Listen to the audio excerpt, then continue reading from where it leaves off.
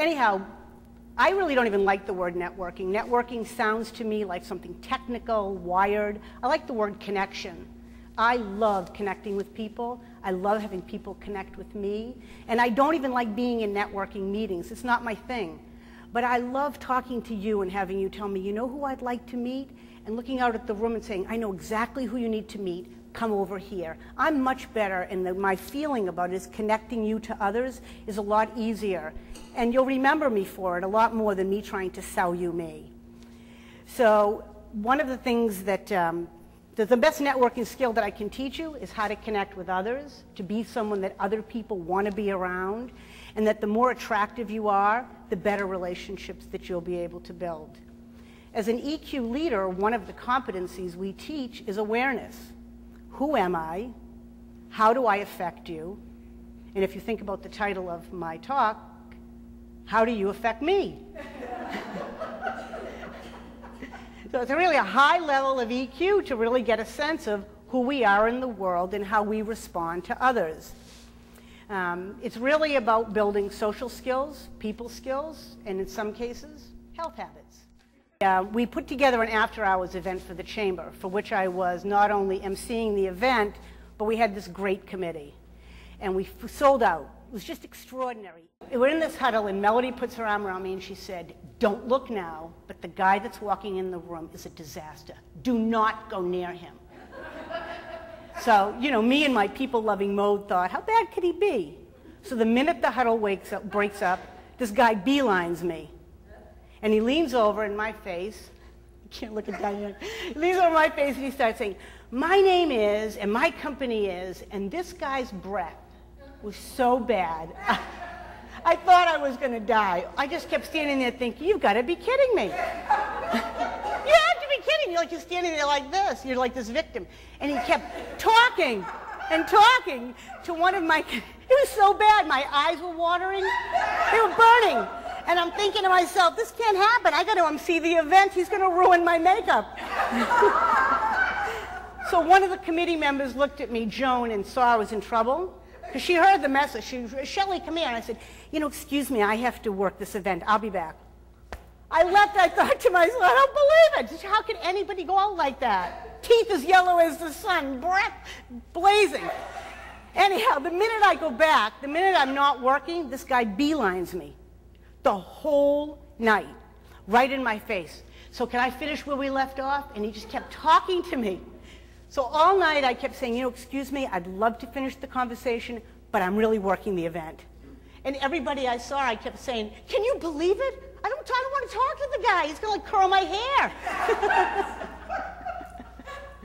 I'm telling you, all the thoughts that went through my head, I'm thinking, my God, this guy's going to singe my eyebrows. I got to run to the ladies' room. Do I have any eyelash? It was beyond anything you've ever smelled. And like I just wanted to say to him, do me a favor. Don't talk. Just don't breathe.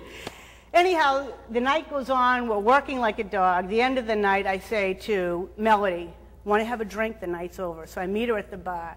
And don't you know, this guy comes over to me, beelines me, and he says, so, can we just finish the conversation? May I give you my card, and can I add you to my newsletter list? And in reality, what I said to him is, gee, no thank you, I'm good. In my mind, I thought, you know what? You need to take your card, you need to floss your teeth, and as far as your newsletter list, don't put my name near anything because you could burn my 17-inch monitor. So this was like, this is my, we were together, Jane, Catherine, Chris, and the four of us, and we started to talk about networking. And we started to talk this story, and the four of us were hysterical. So I have to give Jane credit now. We're all sitting there saying, okay, if we're going to do this, what are we going to call it? And that's how we came up. To build relationships, you have to be sure to brush your teeth. But this story goes on. Wait a minute. I call my friend and colleague Diane Gold from the office of Diane Gold. And I say, Diane, I know you're a Nubo member. I want to tell you that we've decided they're going to have me talk there. I just want to make sure you save the date. I really want you there. And I tell her the story that happened. And at the end of the conversation, there's silence on the phone. And she said to me, and I know who you're talking about. And I said, don't slander. Hold on, don't mention any names. And she said, if I tell you his height and his hair color, will you tell me if it's him? I then went into the chamber office and I said to Joe, the head of membership, I said, Joe, guess what? You know, I'm going to be at the chamber to build relationships. You better brush your teeth. He said, oh, you're talking about so-and-so. I said, don't do that. It really is going to get me. That's mean. Don't do that. President of the chamber walks in the room and he says, Tom, Shelley's giving a talk about so-and-so at Nubo. So when you go back to the EQ piece, really, in what way does this guy have any emotional intelligence? Does he not see people fainting? Does he not see people looking at him like this? Does he not see that no one wants to talk to him? Okay, so the gentleman leaves. No one wants anything to do with him. Does he say to himself, did I leave a lasting impression? Yes, you did. Yes, you did. That same night, I have a tag this big. Says, Shelley Berman Rubera, WIN Committee, Ambassador. That thing is this big on my right breast. You know? All of a sudden, I'm standing there, I'm taking 5 minutes of relief. I'm just saying, let me pull myself together. And literally, this guy goes like this, no joke. Jumped in front of me like a frog, sticks his card in my face, and he says, hi, my name's Lance. I own a landscaping company. Good clients for me are yada, yada, yada. And within 2 seconds, he jumped out. I thought to myself, was that like a networking assault? Am I supposed to report that to someone?